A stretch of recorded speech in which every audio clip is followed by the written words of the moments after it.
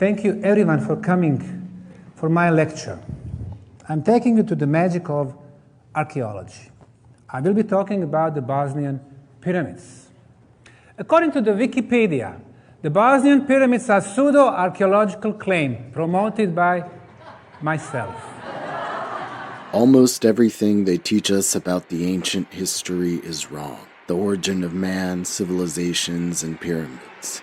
History books will have to be rewritten.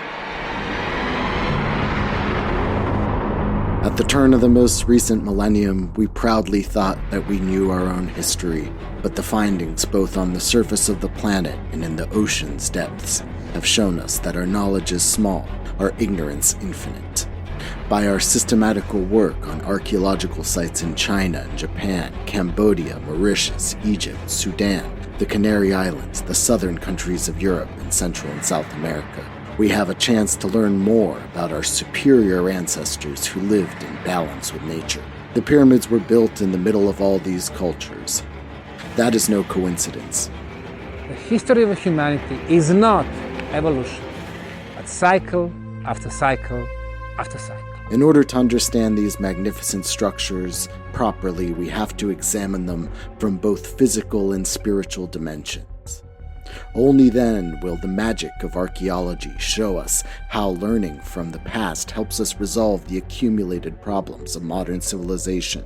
New archaeological discoveries are completely changing our understanding of the beginning of human cultures. And when the beginning is changed, all that follows must be changed as well. But the dark forces don't sleep.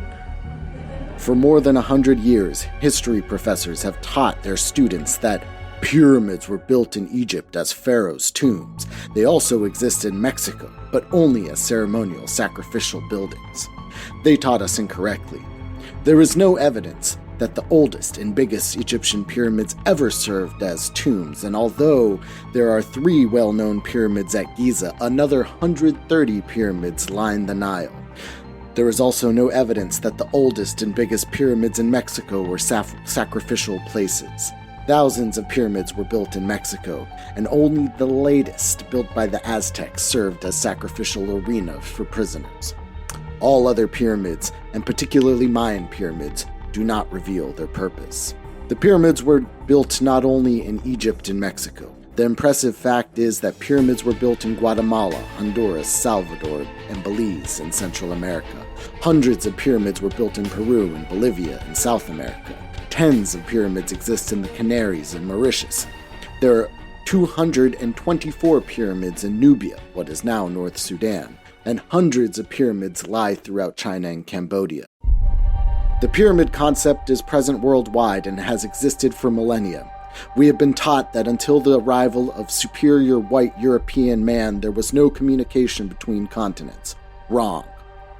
Archaeologists and historians have tried to put the construction of pyramids in a time frame that suits them, but it is clear that pyramids in Peru and Mexico, Bolivia and Bosnia-Herzegovina, Egypt, China, or Mauritius are much older than we have been willing to say. The filtration of archaeological information by the elite group stops now. There are too many independent explorers with open minds ready to use modern satellite, thermal, georadar, geophysics, and new dating methods for the deception to continue. The door of the new world is open. And the change starts right here in the heart of Bosnia.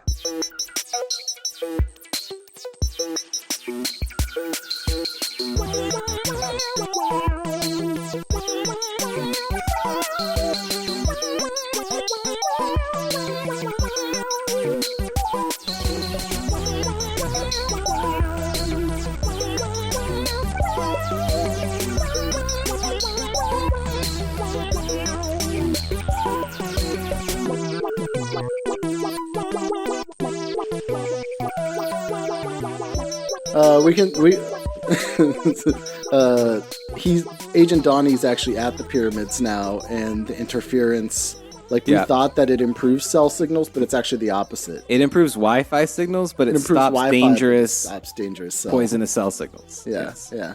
The negative ion count, Boris, is so high. You got all those fucking, what do you call them?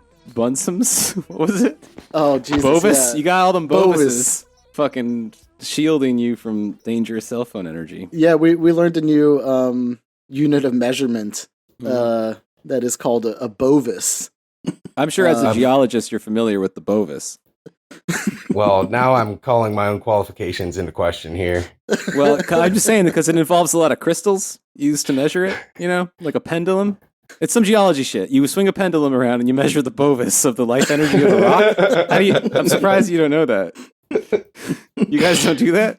Well, I'll just sign off immediately. My my ability to keep up with the expertise that's on display here, I think, is subpar. Staggering, huh? Yeah. Yes, welcome to The Empire Never Ended. I'm Boris, and I'm joined with Fritz, Ray, and Dr. Donald R. Orletsky the Dr. Donny. Hey, hello. Since we've been introduced to the Bosnian Pyramids, and we looked at the very, very expert level archaeological field notes that Fritz guided us through. Yeah, we decided on the Patreon there for all you freeloaders. Yeah, we decided to try something a little different this time, which is you may have noticed, an astute listener may notice that we are not in any way qualified to talk about earth science or any kind of science that maybe isn't social or political. And so we thought it would be fun to bring in an expert, a good old friend of ours, and throw pictures of rocks at him and see what he thinks. Because if there's one thing we've learned about the Bosnian Pyramids, it is most certainly built by intelligent hands. Yes. There's absolutely no doubt about that. Yeah. It is the biggest, the oldest, and the strongest pyramid known to man. And there's absolutely no way that that nature could create something so perfect, so perfectly aligned, even also to what is it? The True North. 12 seconds. True North, yes. From True North. Which is also definitely true. By the way, that has not been refuted. I guess when they built it, the magnetic field was in an identical position to where it is now, so they were able to determine true north from Bosnia, regardless of the fact that. Well, every 30,000 years, right, the magnetic field reverts back to exactly how it was 30,000 years ago. Oh, yes, the identical return cycle. Yeah, that's what they call it, the old return cycle. I think they call that the Mispankovich cycle. Yes, really plays a big part of this here.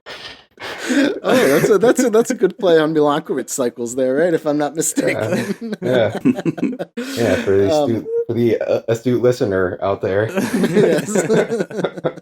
Somebody's already like, okay, this is already my favorite episode. Well, yeah, I mean, we haven't touched on any kind of science yet, so no. I think I already feel like we're opening a today. window or something, letting some fucking breeze into this fucking shithole we're stuck in here. For lore purposes, by the way, yes. Donny, we are actually trapped under the pyramid of the sun in Well, Visoko. Ray and I are trapped. You seem to be able to get out whenever you want.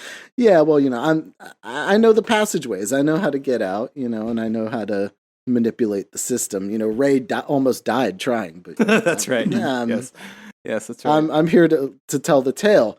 So, Donny, but you need to introduce Dr. Donny. And also probably the pyramids a little bit. Okay. God damn it. Dr. Orletsky, who's joining us today, is our resident geologist. You're a geologist, right? You can say that. Oh, yeah. At the TENE Institute for Earth Sciences. The TENE Institute for Earth Sciences, one of the most highly esteemed academies in, Hollow Earth. That's right. Which is exactly where you want to get your geological information from. So yeah, I mean, it's fresh. It's like fresh then, Yeah.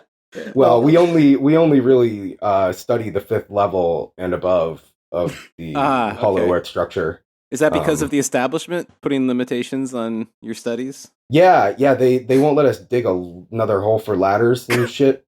God damn it. Yeah. Fucking elites. But this is how you know we're unbiased, Big right? E. Because we're calling up an expert from, Hollow Earth University to talk to us. You guys know that Yeah. new Netflix show that Obama put out? It's like the G word, man. That's what we're dealing with. It's crazy. Actually, didn't I mention that the other day? Yeah, you did. The Obama voice. Yeah. Yeah. So yeah, I do have, I mean, just I guess to be serious, maybe for a second, I studied geology and physics for 4 years at an accredited university, and then followed up with a master's degree, which I completed all the coursework for, but for reasons, never finished my dissertation. So yeah, I was like, into my like 7th or 8th year of higher education, Yeah.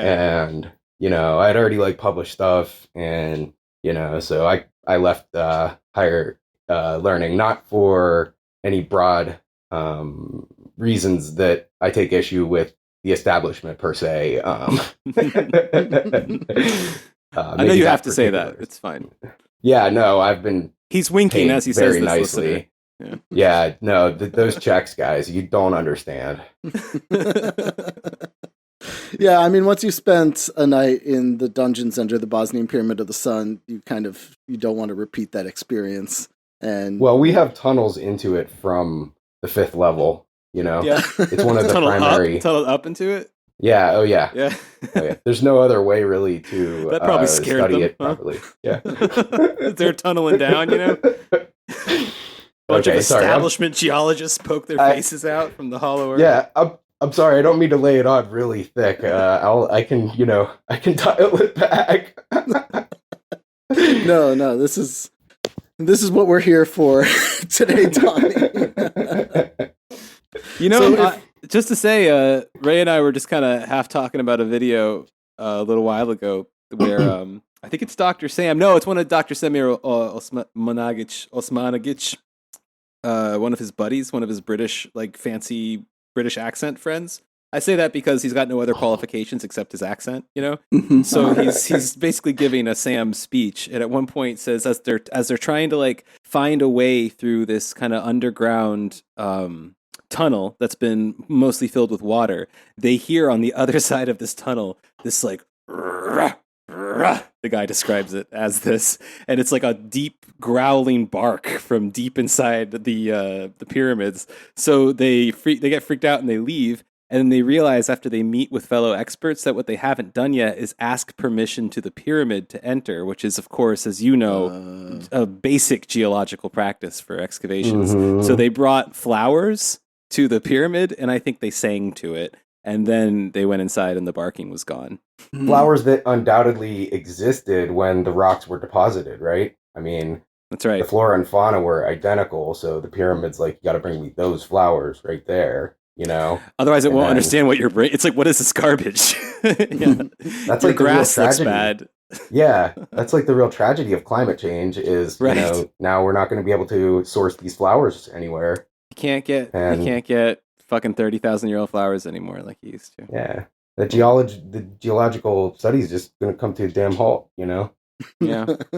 God damn, yeah. How can you get permission anymore? And then the older the site is, the harder it is to source those materials. It's true. Catch-22. And I mean, especially when you're dealing with a site that is 30,000 years old, right? So we've already established in the previous 2 episodes that the Bosnian Pyramids were built by an ancient race of, unclear. Should we call them hyper-advanced ancients or in-touch ancients? It's the same thing, because their advancement comes from them being able to harness the powers of nature. Right? That's right. So they're advanced in this kind of spiritual sense, which makes them advanced technologically. And they're in tune with like the entire planet and what is going on all corners of the world, because as we know from the works of Dr. Samir Sam Osmanagic, renowned scholar and rediscoverer of the Bosnian Pyramids, there are pyramids all over the world, and this is part of a global network that basically started in Bosnia and then moved around the world, and that, like, all of these pyramids are at, like, very important locations on the planet, including places like, the Azores, the island of Reunion. Mexico, of course. Yeah. If you didn't know, there's a ton of pyramids in places that you didn't know of before, and that's because you guys call them mountains usually. Shh. No. This look. I went to the fucking pyramid, and the man told me that there is absolutely no way nature could produce this. Right. And as evidence of this, so, we were told of this 30,000-year-old civilization.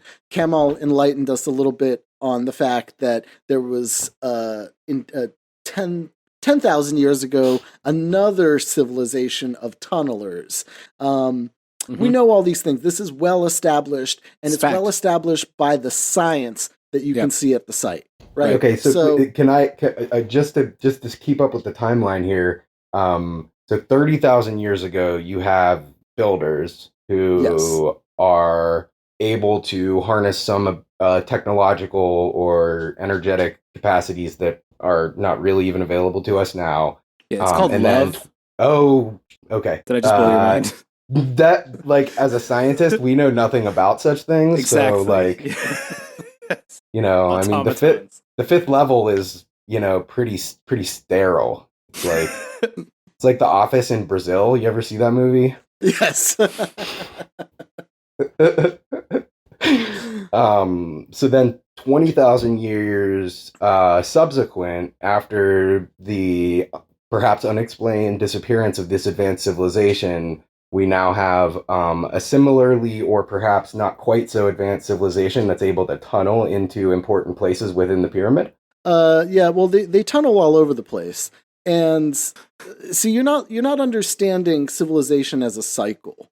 Okay. Yes. So, like, civilizations go through these cycles, and then see what the problem is that, like, those tunnelers 10,000 years ago, they built tunnels, and then the civilization that followed them decided to cover it up because what they had discovered, like, was too powerful, too important. Mm-hmm. And this is where, like, this, what we know now as civilization that, maybe started in the Fertile Crescent and, expanded and blah, blah, blah.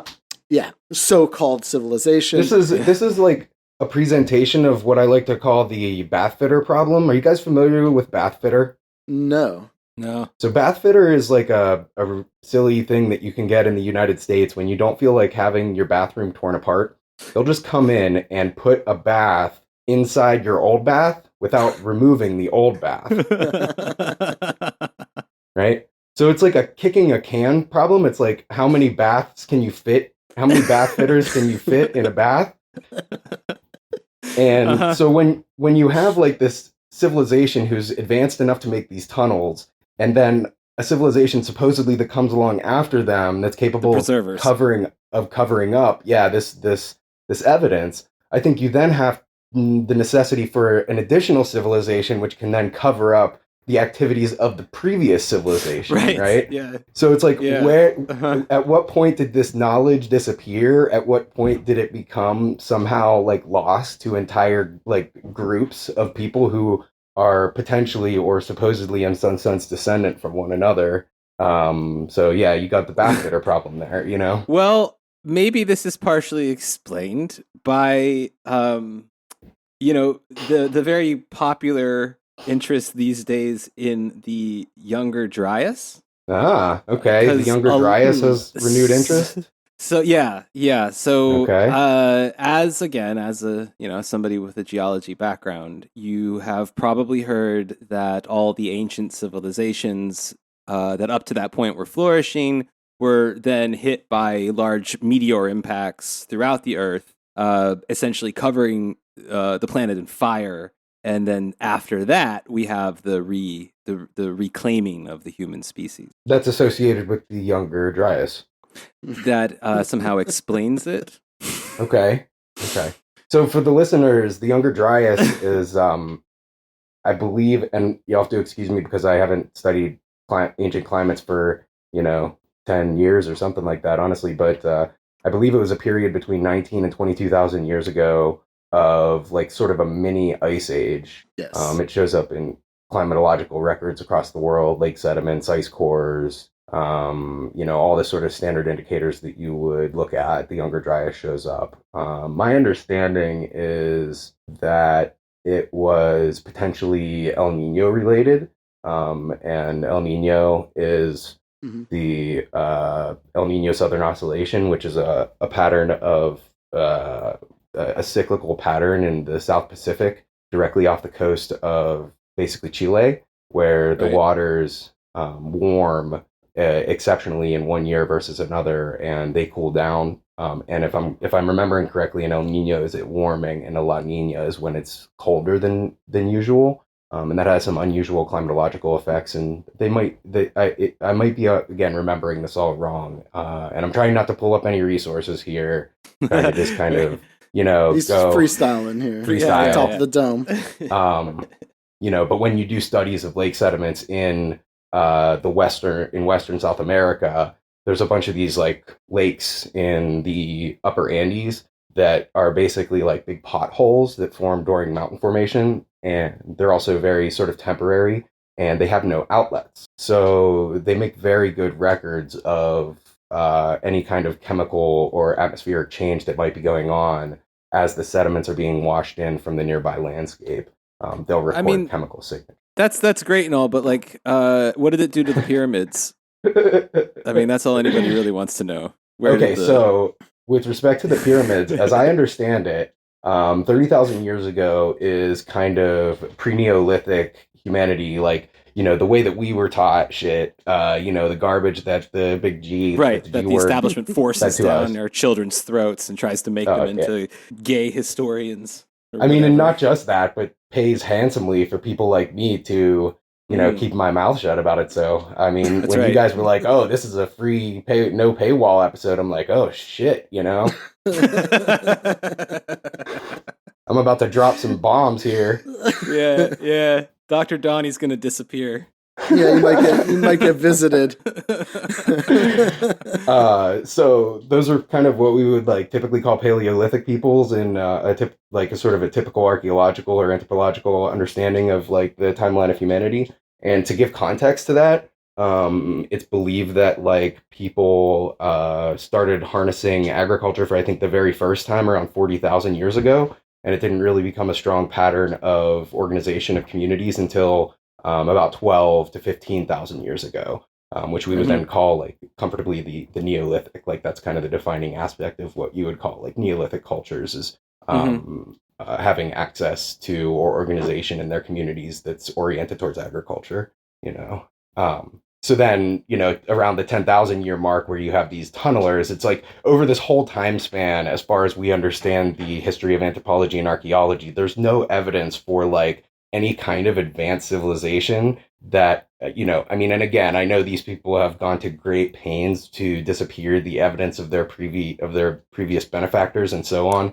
Well, I'd love to show you some of the evidence soon. I've got some pictures for you. Yeah, no, that's the part I'm most excited about. But I do want to clarify that before today, Boris had sent over a website that I kind of gave a cursory glance to and read a few paragraphs of. But other than that exposure, I haven't previously heard of the Bosnian Pyramids.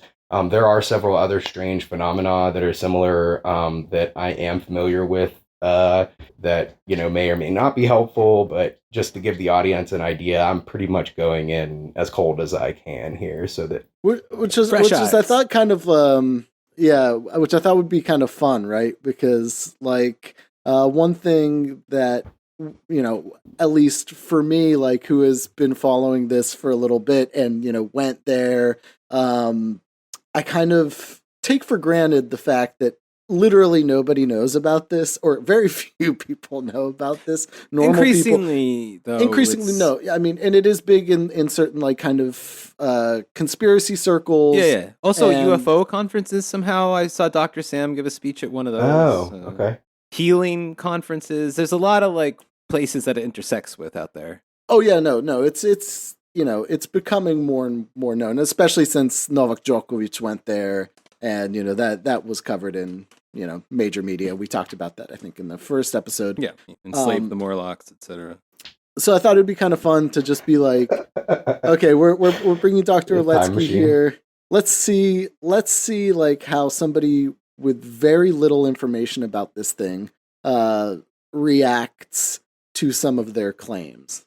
For me, it's also fun because, on the one, what we've been reading are people that have very little information about geology, archaeology, paleoanthropology, but know a shit ton about the pyramid, right? So we're gonna balance it out by flipping that polarity a bit, just like the magnetic fields occasionally do. Yeah. So that's my cool.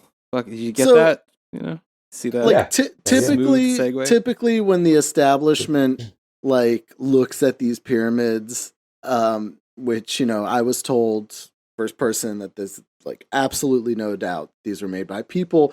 Typically, the establishment frames this as a phenomenon called flatirons. Is that how it's pronounced? Flatiron mountains is what I saw.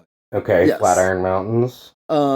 They refute these claims. Yeah, and some bullshit about glaciation, yada yada yada. They're very common on Earth. That kind of bullshit. You've heard it before. Okay. Yes. Okay. And that also flatirons can't be perfectly aligned to true north. Right. Okay. This all sounds really sus. So, I mean, what the fuck? What is a flatiron anyway? Okay. So, basically, what happens is you have sedimentary layers that are typically laid down flat, and then during the course of time, they become cemented into rocks, and then through the course of additional time, plate tectonics crunches them around in sort of a similar way that mountains are being formed in either the Andes or in but anywhere, right? Is that just mountains? Yeah, it's just how how mountains form. Yeah, you get these things called anticlines, which are these big A-shaped structures in geology. In your structural geology class, they'll teach you to remember anticline versus the opposite, which is sort of the cup-shaped version, which is called a syncline, and they tell you to remember anticline because it's shaped like an A. So the anticline is basically you can imagine that you're taking a tablecloth, the crust of the earth, the sedimentary layers that have been put down are like a tablecloth, and you push it two sides of it towards each other, and you get these kinds of waves. And that's what happens in the sedimentary layers.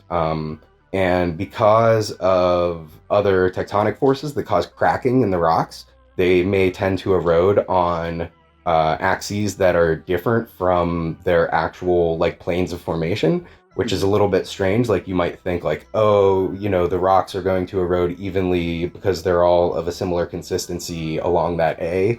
And the reality is that a lot of times there's a crack that forms right down the middle of it, and then water gets in there, and you have freeze-thaw cycles and physical erosion, and that A often constitutes a valley. So there's a site that you can go to that we did for certain studies where you can stand on the edge of this road and overlook a valley where you can see one of these rock layers that's particularly hardened sticking out of the side of a cliff, and then the other identical rock layer, which again is very resistant, so it's very easy to see, sticking up from the ground far, far over to the left. And you can imagine this enormous quantity of material that had been removed through time and movement of water. So that's what you have when you have these flatirons, is you have these enormous anticlinal structures that, for whatever reason, the amount of soil is small enough that they're exposed. And a lot of times, if the sedimentary beds are well preserved, then as they steepen, it may be difficult for the soil to actually adhere to the surface of the rock. So the fact that you have those layers in that formation may encourage their exposure, even in a climate that does have a particular amount of soil. And so just from the quick reading of what flatirons are on Wikipedia, that's kind of the background I think that would be most important for anybody who's trying to understand them on maybe a basic geological level. I feel like you just literally described exactly what the Visoko mountains look like as you were saying right this. I don't know, I sent a little link there in our chat, but I feel like you probably saw something a lot like this at the site you were mentioning. Am I wrong? Yes. You can see that layer on the right of that picture that's kind of a flat layer. Yeah. And then potentially over on the left, I can't tell if that's grass or not. Oh, no, you can't tell because the communists planted trees there to confuse you. Yes. And if I had to guess, I might say that those, well, no. But yeah, that's pretty much exact. Like that steep like terrain structure happens because you have these tectonic forces that happen at like particularly orthogonal angles. So the fact that you can see a perfect like basically a perfect 90, or maybe that's even like a perfect 120-degree angle, like it looks like a very nice angle at the top of that mountain, is actually the angle of the camera helps as well a bit here. Yeah, really, it's a little right. different if you go around. Yeah. If you look at it from below or something like that. Okay, cool. Well, I mean, also one of the things about the Bosnian Pyramids is that, like, over the course of its, shall we say, excavation, or as Kemal put it, creating the site, co-creating an archaeological the site. Yes. They've also like kind of sharpened some of the angles because for like the last 20 odd years they've been kind of like just fucking around with the damn mountain to make it look more like a pyramid. Ray calls it mountain polishing. It's yes. Yeah. He says it's an important value to Bosnian people to have well polished mountains. We just call that mining here in the right. US. Well, there's potato, you know. Well, mining usually implies you're getting something valuable out of it, so I'm not sure this would qualify. I think this is just they are getting something. They're becoming a tourist. True. Yeah, place, they're mining tourists. That's absolutely correct. Yeah, it is a mining operation. Go on, Boris. No, go ahead. Can we talk a little bit about the most important claim? Well, one of the most important claims. There are so many most important claims here, not to mention the Bovis ratings, but the most important claim about the concrete, that it is the biggest, strongest, densest, most fucking megaparsec having concrete. No, megapascal having concrete. Megapascal, yeah. Megapascals, yes. Yeah, parsecs. That's Star Wars thing. That's also astronomy, but yeah, yeah. But this thing they claim has been coated in the world's most powerful concrete, and they claim that when they said it's full of a curious mixture of clay bits and stone, as well as whatever creates the binding. And they sent it off to some lab, and they claimed the lab said like, "Oh, this is very impressive." A Serbian lab, incidentally. This is very impressive. How did you make it? And they said, "Oh, we didn't make it. It's from the mountains. So somebody made it." That's the whole thing. So yes. How might you end up with the biggest, strongest, most Bosnian concrete in the world without direct intervention from the ancients? Answer me that one. Without direct intervention from the ancients. Yeah. Well,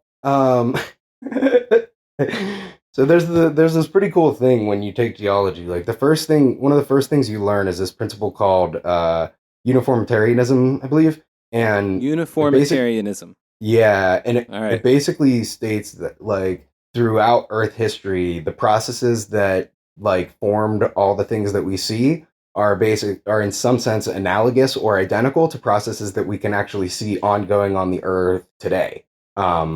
So like you have the formation of these identical materials in places like Death Valley. If you pull up a picture of Death Valley and what's called an alluvial fan deposit, you can see used to live there. I know about alluvial sand deposits. You think I don't know? I spent most of my time playing in the alluvial sand deposits, making alluvial sand castles. The alluvium is valuable for both Bosnian concrete and young American, pastime.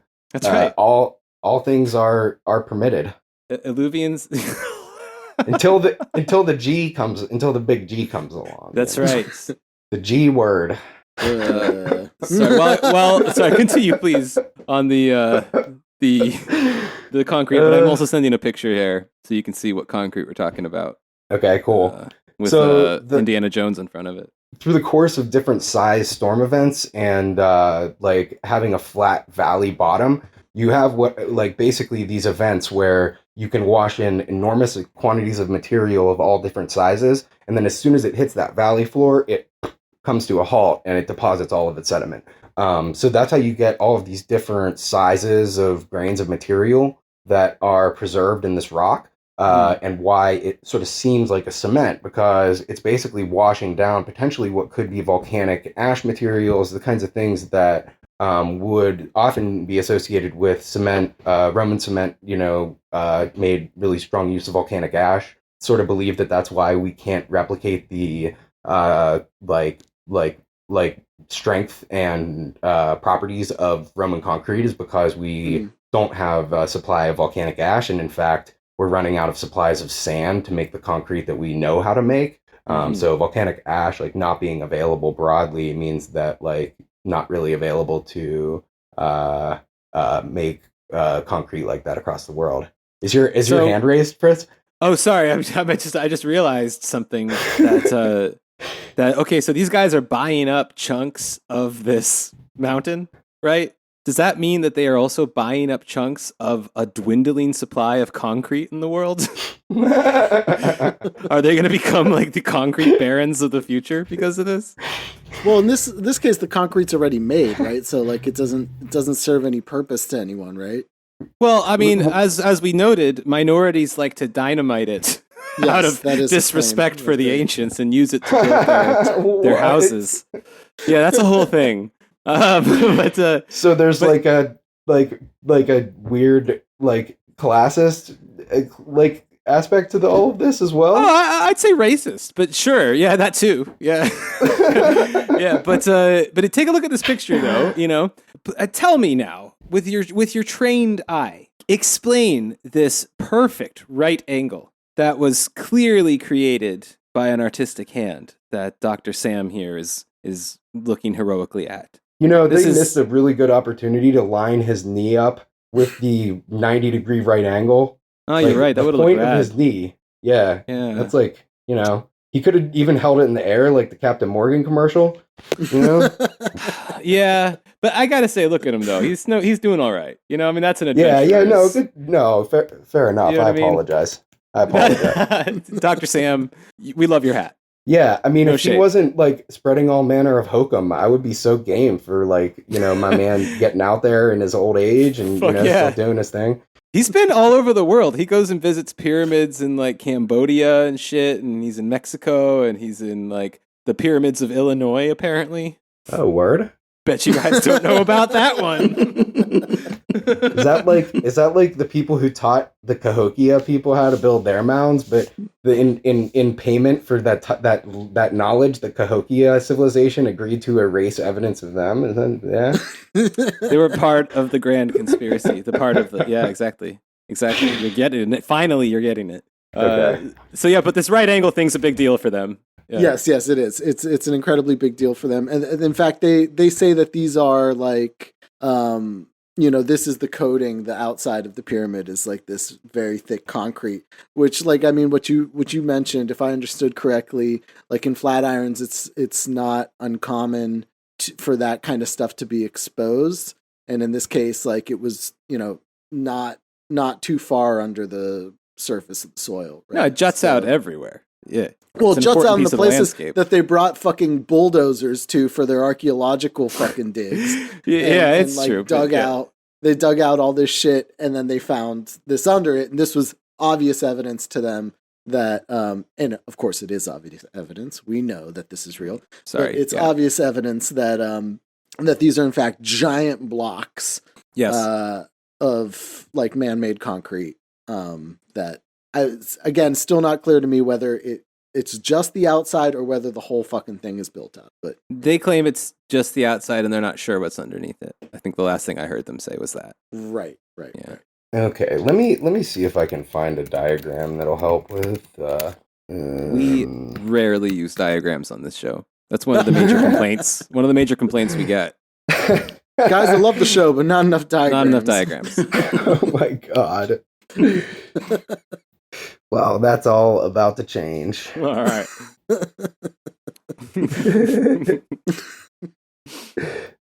This is good.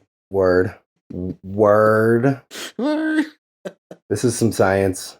Let's see some science. So called. All right, guys. So you get like these stresses that happen at perfect right angles to each other. It's actually like how forces get distributed within rocks. It's like sort of it's just natural. Like you have the strongest in like the physics of like stress and strain. You have like 3 directions of stress. You got like your 1 and your 2 and your 3. And I don't really, think it's totally necessary, but 1 is the strongest and then 3 is the weakest. And it turns out that you get cracks that open up perpendicular to like the weakest direction because there's the smallest compression. So it's opening up there.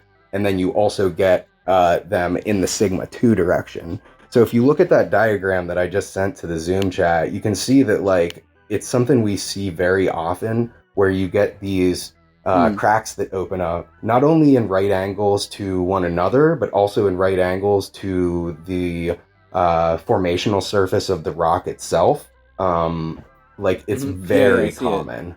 So like even if even if you have trouble almost understanding, inevitable from the look of it. Almost inevitable. And if you look at if you have trouble understanding the physics of stress and strain, that's totally cool. But all you have to do is go around and sample enough sites where you see this anticlinal formation, and you can build up your understanding of how rock stress physics work from there, right? So it doesn't even have to be this thing that you understand and can explain to a classroom in order for you to understand that that's kind of how the world works, and you can Google Earth it is what you're saying.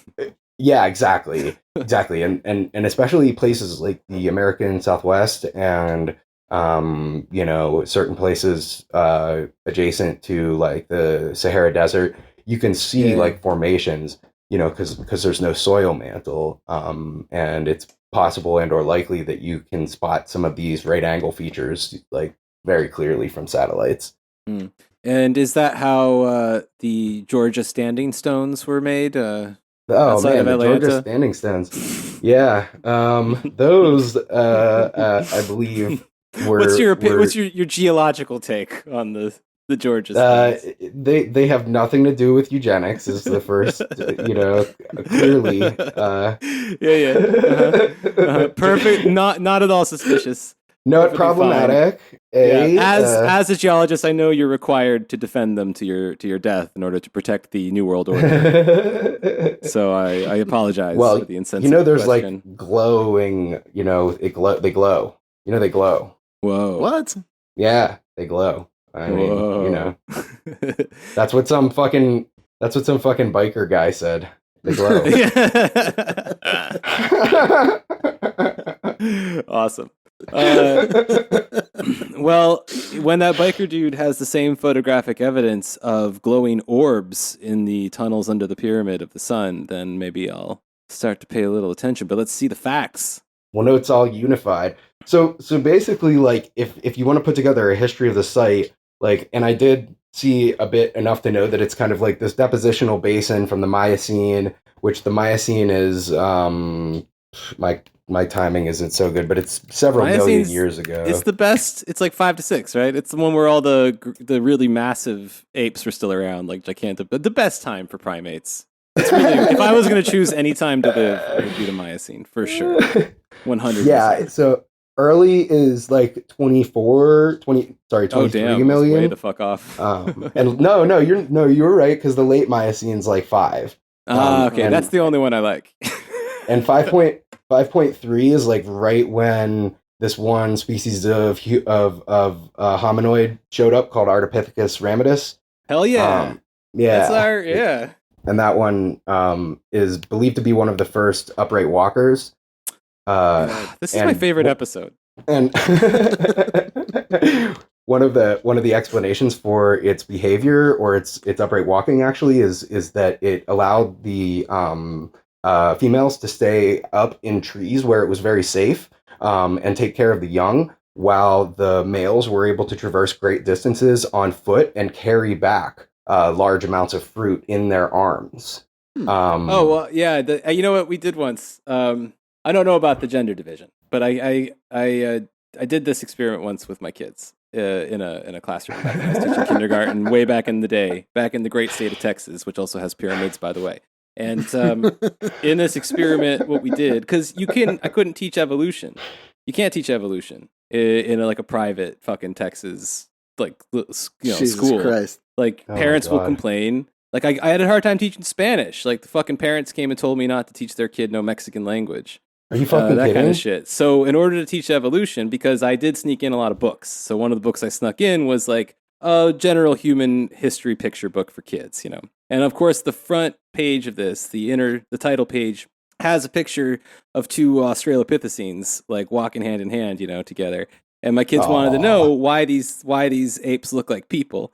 And I was like, well, so here's what we're gonna do. So what we did was, you can't say evolution, but you can say extinction, right? That's fine. So what I did was we gathered them all together in Block Center and scattered shit all over the room. And then I told them that like most of them are gonna be four-legged, and that two of them are going to be two-legged, all right? And that what they got to do is go out and pick up as much food as they can. So the kids went out, you know, and they grabbed like something in each hand, and most of them picked something up in their mouth, and they dragged it back to Block Center where they deposited it in the pile.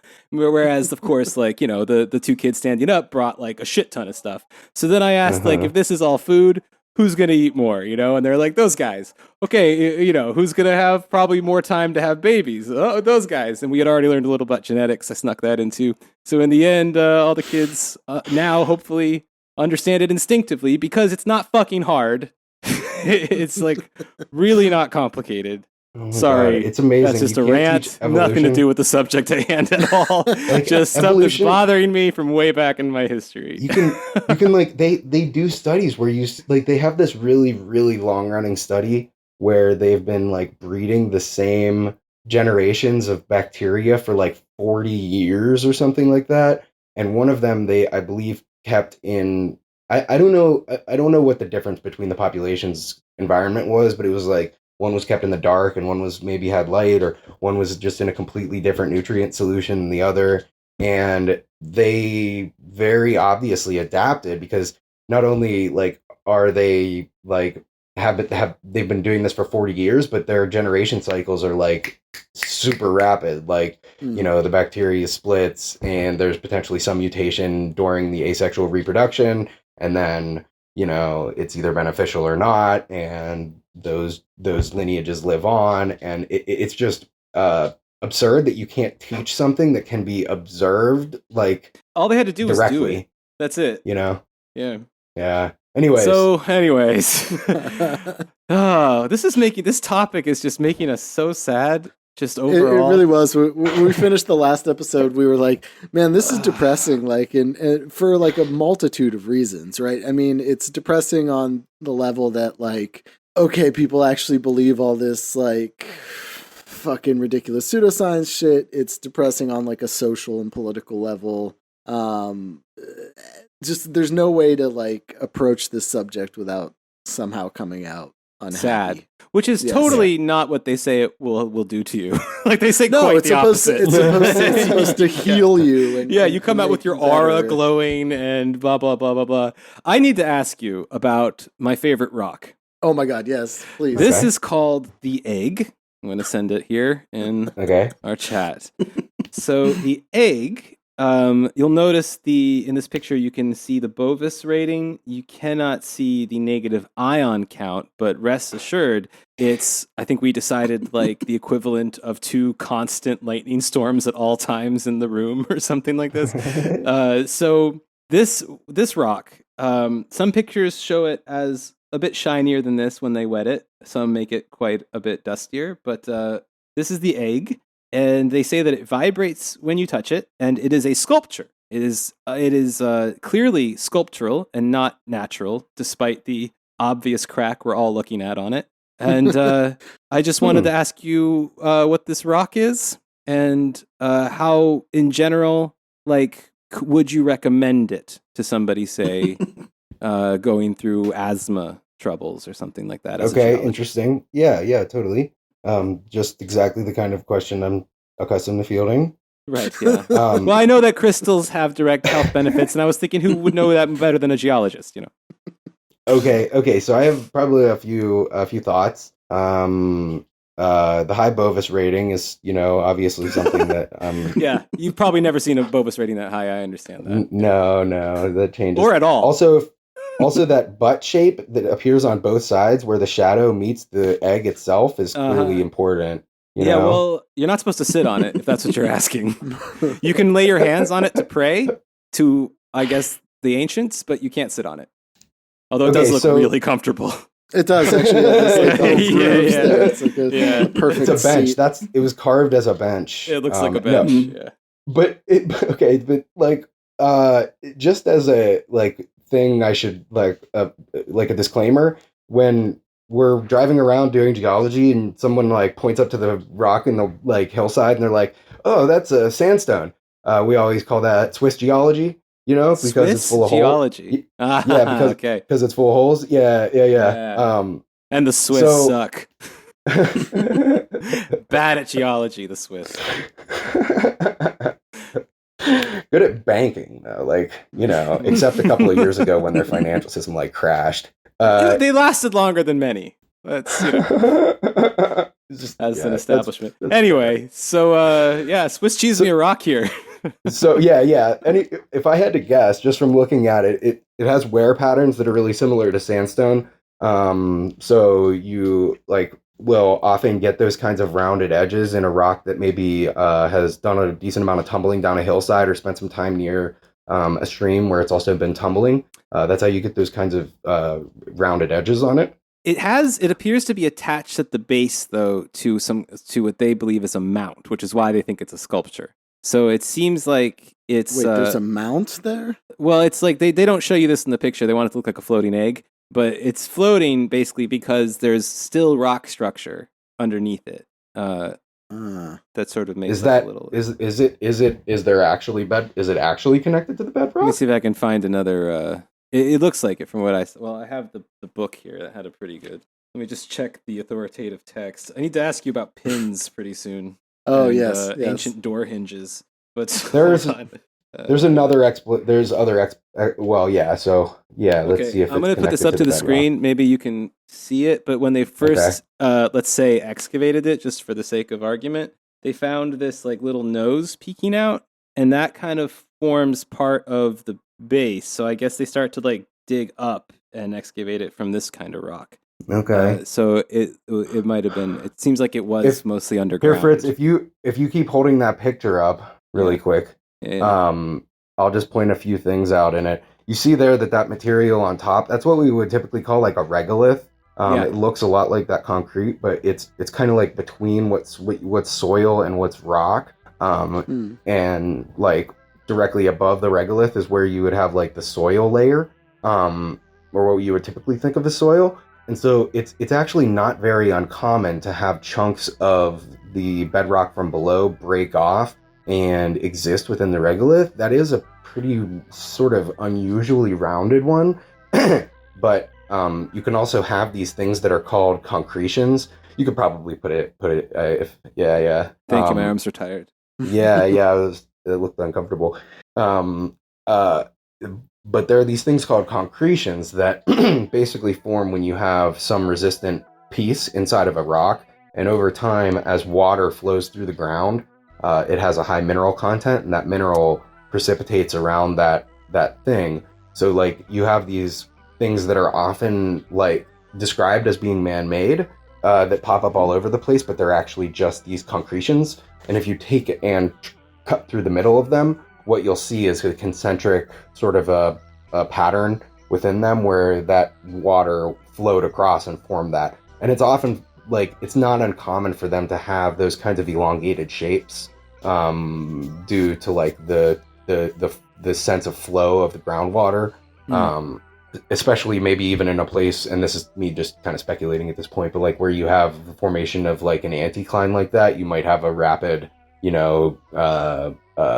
underwater flow that would be sufficient to do that. But again, I don't even know if that's a concretion or if it's just a piece of sandstone that ended up in the regolith after having been tumbled around in maybe some water or something like that. There's clearly water under the caves. Like there's a lot of it. They're constantly wading through water, and like they sell the water for health benefits. Right. The water. So there is a lot of groundwater at this site. Yes. Like a lot. Okay. Lot. Yeah. Okay. Yeah. This is the so-called tunnel water, which has healing benefits. According to Dr. Osman Nagic, this is because the water's pH is the same as human blood, and therefore it has some sort of effect on humans. Positive.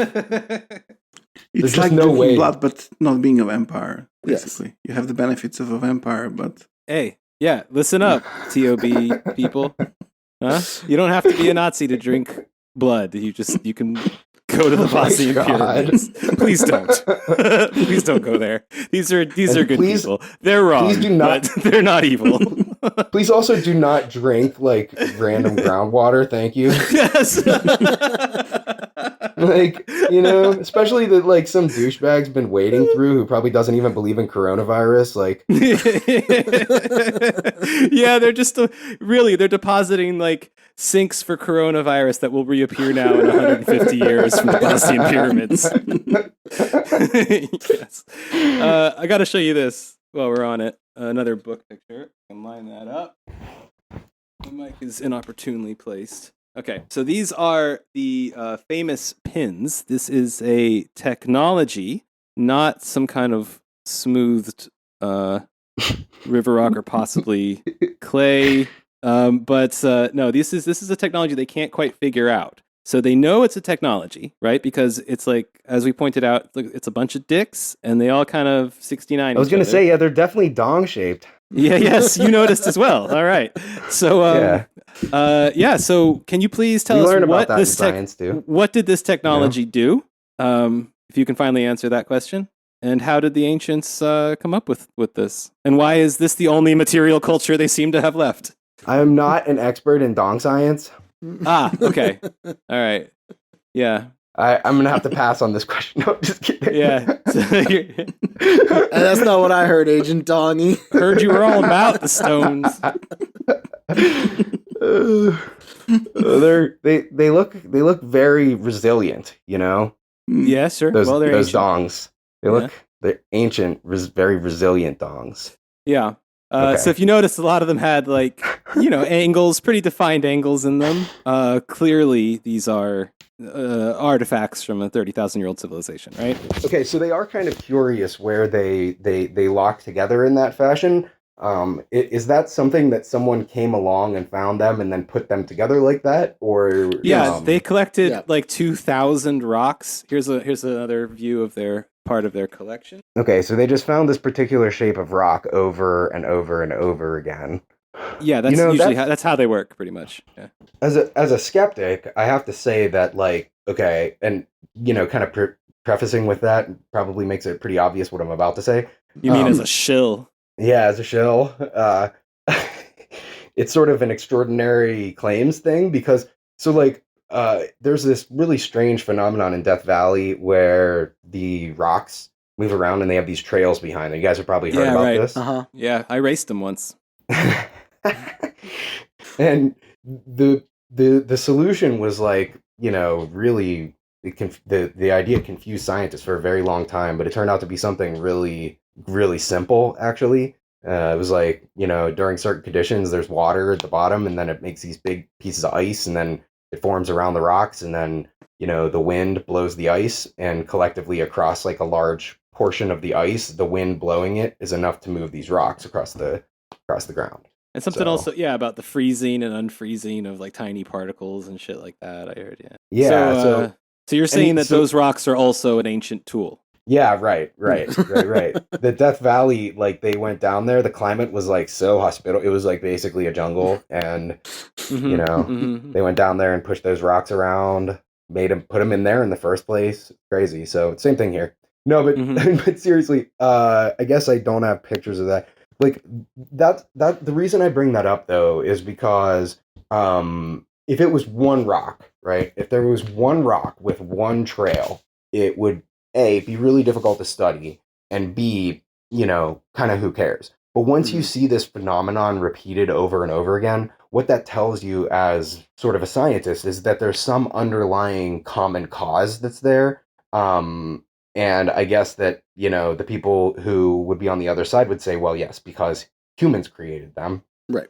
Well, the ancients, right, we don't know exactly what they were, but yeah. The ancients. But again, you don't really see, as far as I can tell, any tool marks on these. They're a typical right. So even on these like Inca stones that are extremely close fitting, the sort of megalithic structures that, again, the Incan people made in the Andes, sorry that the Andes keep coming up, but fit together extremely well, but you can still distinguish tool marks on these objects. But the patterns of weathering that happen under natural circumstances aren't so, they have a much different kind of a signature. So like, I guess to address the straw man also of like, well, they're so old that they've experienced natural weathering, so you can't see the tool marks on them anymore. I would just kind of point out that like, that's not true for like anything that we find that's like relic old enough to where like it's preserved enough that we can pull it out of the ground like that. Anything that's like part of a lithic structure, like any point after which people were manipulating stone in that way, we can pretty much see the tool marks on that stone. And so again, not having a close-up picture of that or being able to hold the material in my hand, I would just suppose that there's some interesting dissertation work that somebody could do in explaining how those rocks, like that's someone's dissertation, that's some professor's grant research. It's a good question, and it's possible that there is some. Do they have a name? I can just do like a quick Google Scholar search. It's hard to find. They're calling what they're calling them. Yeah, even with search on Google Scholar for that. Does that work? Yeah, because sometimes you have to you have to like orient your discussion of some topic around like the pseudoscience, the hokum. That's... you can try. They call them pins. Oh right. Okay, so I'll search Bosnian Pyramids pin. But I also think that there is probably a bit of an observer's bias with these in particular, because as you see their expanded collection, you also see a lot of rocks that look like they're intermediary between that shape and a more nebulous shape or a non-shape. You know what I mean? And then it looks like they've selected out the ones that share this quality from like that's just the workshop. It's just the remains of a workshop where they were gradually working the stone clearly, And, yes. That's what they do. It's not like progression of natural processes that's happening over like millions of years and is non-synchronous for obvious reasons. It's because it's a workshop. Yes. They're cutting them with ancient lasers out there, and yes, it's a workshop. These were the discarded ones, like the ones that you see that aren't perfect. It's the ones they tossed aside. Everything else is used in their mega structures. Well, they left no tools indicating how it was made. I mean, you never see these guys with like stone hammers or anything like that. Like nothing that actually exists. But like you don't know how they made them. But that's actually how the ancients did it. If we can't comprehend it, then they did it. Yes. That's kind of what it comes down to.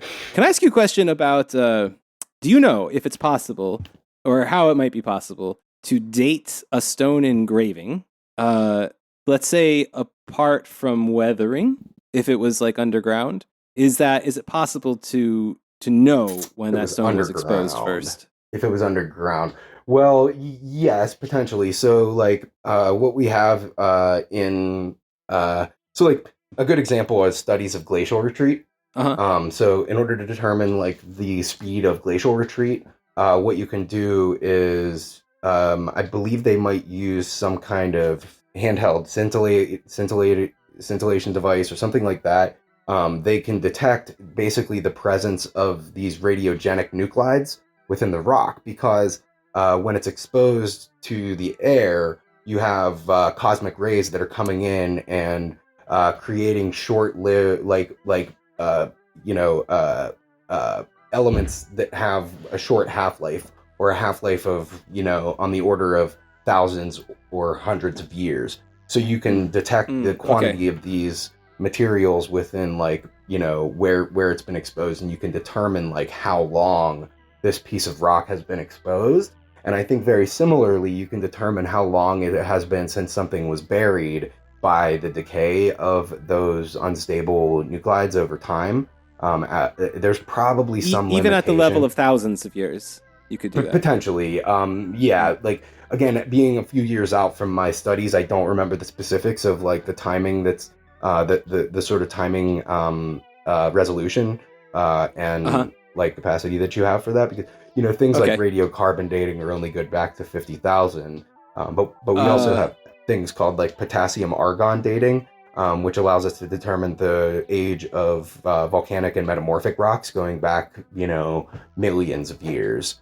There's several different radio sequence, basically one radionuclide that's present in known quantities decays into another one. Right. So you can measure the percentage of one versus the other from when the material was in connection with the environment, is kind of how you think about it. Because naturally there's just certain quantities of isotopes that are present in a given sample of an element that you take. So if you take a sample of potassium, a certain amount of it's going to be this variety of potassium, and then over time there's a known rate at which it turns into that argon. So as the rock sits there solid, the argon stays around and gets trapped in the crystal structures where the potassium used to live, and then you can sample it and know, based on the ratio of one to the other, how old it is, or when it was last molten, basically. Sorry, that's a little bit. I'm sorry if I'm being long-winded. I guess you guys. Well, no, it's good. Too. It's good to hear all that, because I was trying to kind of compare the methodologies here. So on the one hand, you've got sort of multiple ways to analyze the actual material itself that you're getting, possibly when it was exposed to the environment, depending on the time resolution. But let me hit you up with an alternate methodology. All right. Okay. What if I just found a leaf in the general vicinity and dated that? Would that help me narrow down when this rock that I'm desperately trying to share with you was a leaf was made? A paleo leaf? A little paleo leaf. I found a little paleo leaf between a couple of cement blocks. Okay. We usually call those fossils. It was fossilized. It was. Yes. They managed to get some organic material out of this fossil still, and were able to send it to a lab in Kiev to have it dated. And that's how they know that the inscriptions that they found in not one but 3 different runic languages were dated to about 10,000, 12,000 years ago. That's a bit of a non sequitur, but I can get on board a little bit with that. All right. The purpose of argument. Basically, how they tend to date things is they grab up organic materials nearby, which I understand the logic of, but they don't really tell you where exactly, so you don't know if that sample came from this particular piece or not. They just say we got it in the area is usually what you read. This is what they do constantly. Their way of dating things and proving that these man-made that these man-made objects are of a specific age is by taking something from the immediate vicinity and getting it carbon dated, and then saying that and that's how they establish the date. So it might not even necessarily be say you're dealing with one of these giant blocks of concrete or whatever. They'll just take a sample from one of the other ones or whatever. But oftentimes it's pertaining to something very specific, right? So this rock with a fucking inscription that's older than any known language, and they don't take the sample from that; they take it from the area around it. Also, the area around it. They also take a red marker and paint in all the inscriptions with red marker, which seems to me to be also maybe bad practice. I don't know. You tell me. Sounds like a bit of questionable. I mean, and I'm straining my use of the word here, archaeology. Yeah, we've been straining that word a lot lately. Well, you mean taking a bulldozer to the site? Yeah, bulldozing the site, painting in everything that you find. essentially brushing it and adding material to it with one stroke. And yeah, that's just how they roll, baby. That's how they roll. I sent you 2 random pictures of of that site. So one is the tunnel site, and that's just like what the little rocks around there look like. Okay. And the other is is concrete. And I'm hoping that just gives you a little bit of a picture of what these 2 sites look like. You know, the thing that's funny about this second picture is you have a pretty interesting thing going on where the surface of the rock is probably a different formation than what you're seeing kind of in that little like part of it that is, I don't know if you guys are looking at the same picture I am, but like this little section right here is a different rock than this one. Like this layer is a layer on top of that. So we're looking at what is ostensibly supposed to be, I think, a concrete covering on some part of the pyramid. Is that right, Boris? Yes, yeah, absolutely. Okay, all right. So it's like a finished part, and that makes it look like concrete. It makes it look like somebody, you know, came along and finished it. Like, you know, when you're laying concrete down, you use that like floaty bar thing, and it like brings all, and it makes it nice and smooth. But if you take a sledgehammer to that concrete, it'll look a lot like what it looks like in there. And that's what people are thinking is going on here, is like, this is the smooth surface that's finished, and then below it. But what's actually happening is that's just a layer of probably sandstone that was deposited on top of the what we will call conglomerate down there that looks like concrete because of a change in the environment. And the reason that those surfaces become so flat is often because there's some tectonic rise and fall associated with it. So you have like a tectonic sinking over time, and there's some basically big bowl, and you're able to fill that bowl as the whole thing kind of sinks. And that's common with mountain formation too, because the mountains that you're making are loading the crust. So the whole structure just tends to fall, and any low parts tend to get lower while the high parts are built up. You know, the whole thing is sinking though. So as that happens, you have space to fill in with rock. And then if you have some change in the tectonics, then you have a rising, which then causes that to become a surface that's like being eroded. And then if things change again, then you have more sedimentation that can happen there. And it might not be as rapid.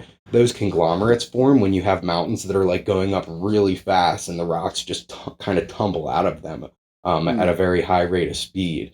Like basically the size of the material when you're looking at sediment can be directly correlated to like the distance or the time that it took for it to arrive in the basin.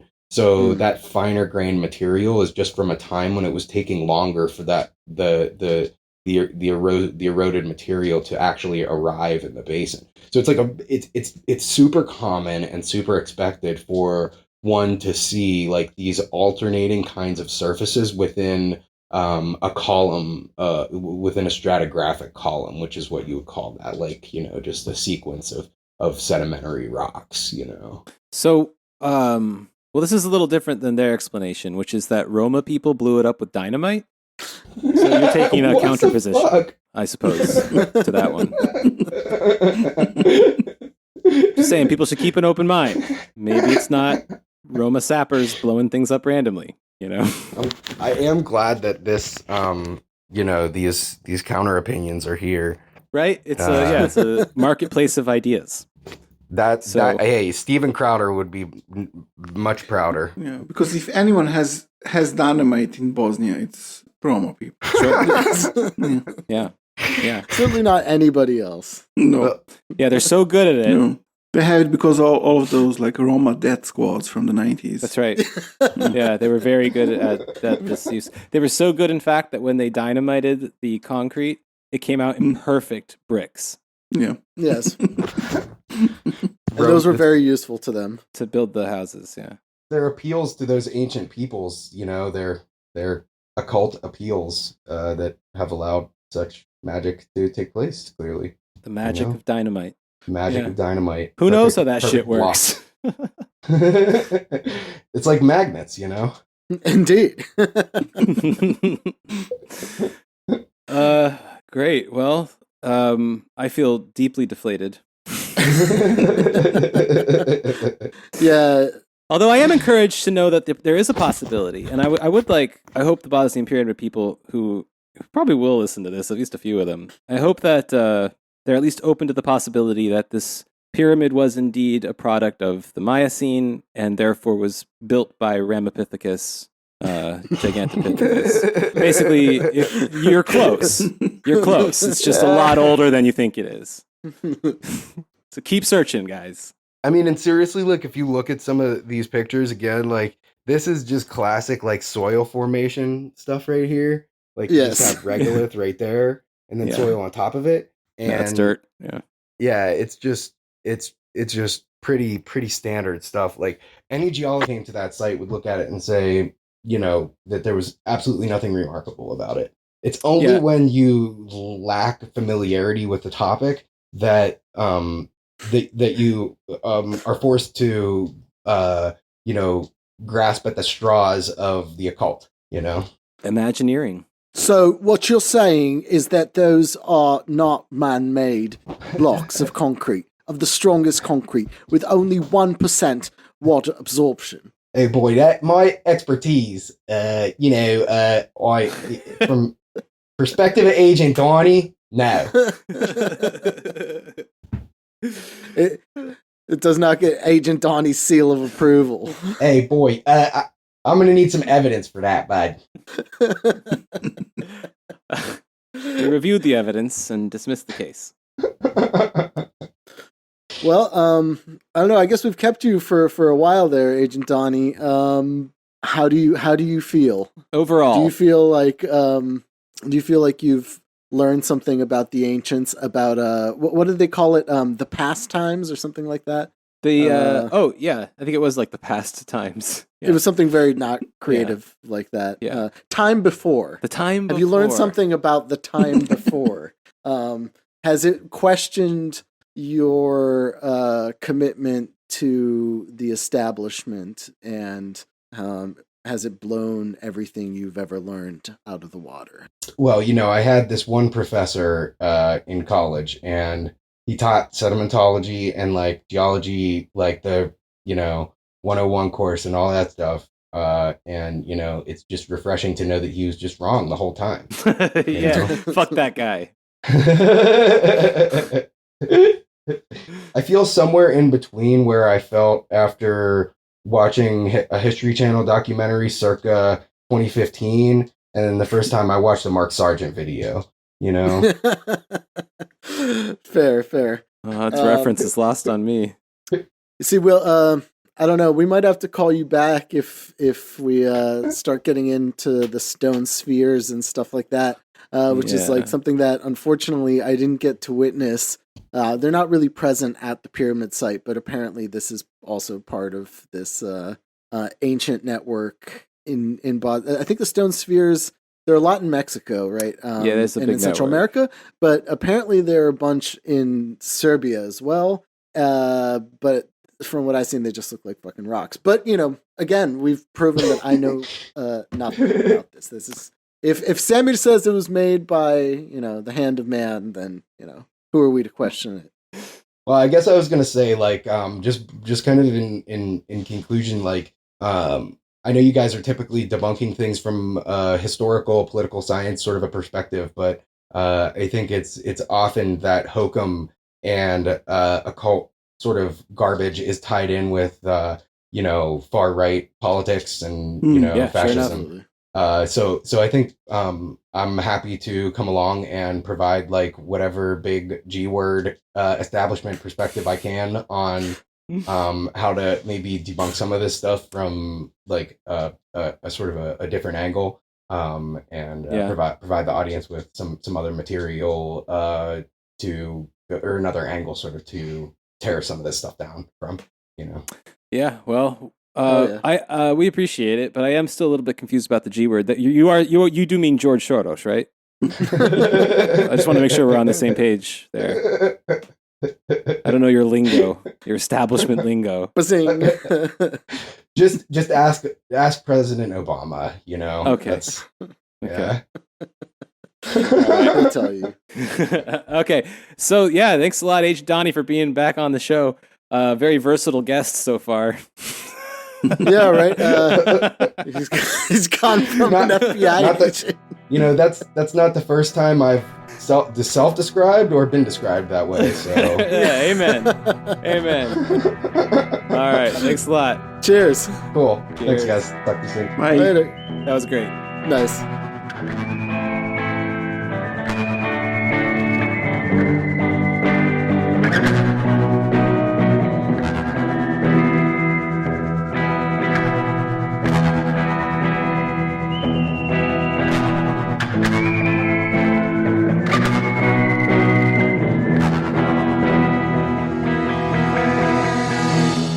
Hey there, Fritz here from The Empire Never Ended.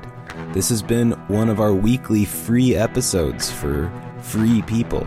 But for premium people, we also have weekly premium episodes, which you can get at patreon.com/tenepod, TENEPOD, and also follow our various social media things in the show description there. Like and subscribe them. Follow them. Like and follow and subscribe. Follow them. Do it.